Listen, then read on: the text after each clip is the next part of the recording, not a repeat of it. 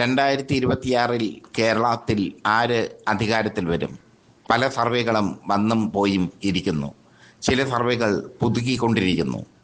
ഏറ്റവും ഒടുവിൽ ഏറ്റവും പുതിയ താജ ഒപ്പീനിയൻ പോൾ സർവേ വന്നിരിക്കുന്നു. താജ ഒപ്പീനിയൻ പോൾ സർവേ പറയുന്നത് ഇങ്ങനെയാണ്. തൃശ്ശൂർ ആകെ 13 മണ്ഡലങ്ങൾ. അതിൽ 6 UDF, 6 LDF, 1 NDA. ഇതാണ് താജ ഒപ്പീനിയൻ പോൾ പറയുന്നത്. തൃശ്ശൂർ ജില്ലയിൽ വയനാട് 3 മണ്ഡലങ്ങൾ. അതിൽ 3-ൽ UDF വിജയിക്കുമെന്നാണ് താജ ഒപ്പീനിയൻ പോൾ സർവേ പറയുന്നത്. ഇനി ആലപ്പുഴ 9 നിയമസഭാ മണ്ഡലങ്ങൾ. അവിടെ 4 UDFും 5 LDFും ജയിക്കുമെന്നാണ് താജ ഒപ്പീനിയൻ പോൾ സർവേ പറയുന്നത്. ഇനി എറണാകുളത്ത് 14 നിയമസഭാ മണ്ഡലങ്ങൾ. അതിൽ 8 UDFും 6 LDFും ജയിക്കുമെന്ന് താജ ഒപ്പീനിയൻ പോൾ സർവേ പറയുന്നു. ഇടുക്കിയിൽ 5 നിയമസഭാ മണ്ഡലങ്ങൾ. അതിൽ 3 UDFും 2 LDFും ജയിക്കുമെന്നാണ് സർവേ ഫലം. കണ്ണൂരിൽ 11 നിയമസഭാ മണ്ഡലങ്ങൾ. ഇതിൽ 3 UDFും 8 LDFും ജയിക്കുമെന്നാണ് സർവേ ഫലം. കാസർഗോഡ് 5 മണ്ഡലങ്ങൾ. 3 UDFും 2 LDFും ജയിക്കുമെന്ന് സർവേ ഫലം. കൊല്ലത്ത് 11 മണ്ഡലങ്ങൾ.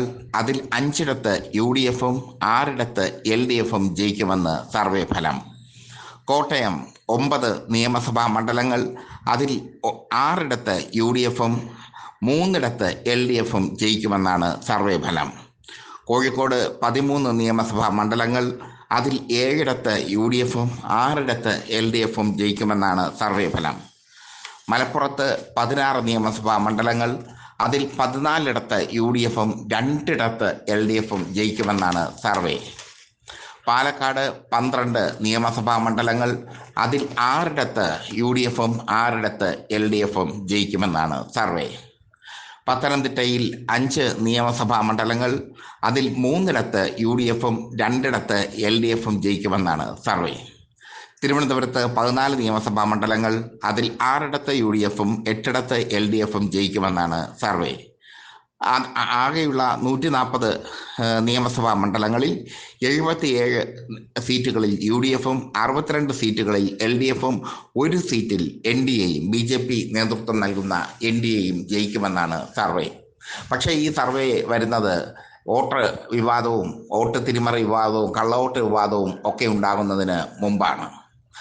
മാത്രമല്ല, ഈ സർവേയിൽ എങ്ങനെയാണ് ജനങ്ങളുമായി സംവേദിച്ചത് എന്നവർ പറയുന്നില്ല.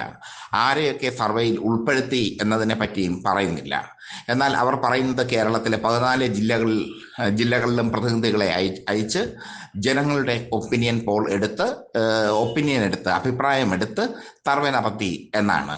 എന്തായാലും ഈ സർവേ വിശ്വസനീയമാകാനുള്ള സാധ്യത കുറവാണ്. കാരണം പലയിടത്തും, പ്രത്യേകിച്ചും പാലക്കാടൊന്നും UDF 6 സീറ്റിൽ വിജയിക്കുമെന്ന് പറയുമ്പോൾ അതൊരു അതിശയോക്തി തന്നെയാണ്. പാലക്കാട് UDF 6 സീറ്റിൽ വിജയിക്കുക, തിരുവനന്തപുരത്ത് UDF 6 സീറ്റിൽ വിജയിക്കുക, ഇതൊക്കെ അല്പം അതിശയോക്തി കലർന്നത് തന്നെയാണെന്ന് വ്യക്തമാകും. പിന്നീട് കൊല്ലത്ത് 5 UDF വിജയിക്കുമെന്നാണ് അവർ പറയുന്നത്. അതിനുള്ള സാധ്യത വളരെ കുറവാണ്. അതുകൊണ്ട് തന്നെ ഈ സർവേ എത്രത്തോളം വിശ്വസനീയമാണെന്ന് അറിയില്ല. എങ്കിലും വരുന്ന സർവേകളും വരുന്ന രാഷ്ട്രീയ മാറ്റങ്ങളും ഒക്കെ പൊളിറ്റിക്സ് കേരള പ്രേക്ഷകരെ അറിയിക്കാൻ ബാധ്യസ്ഥരാണ്.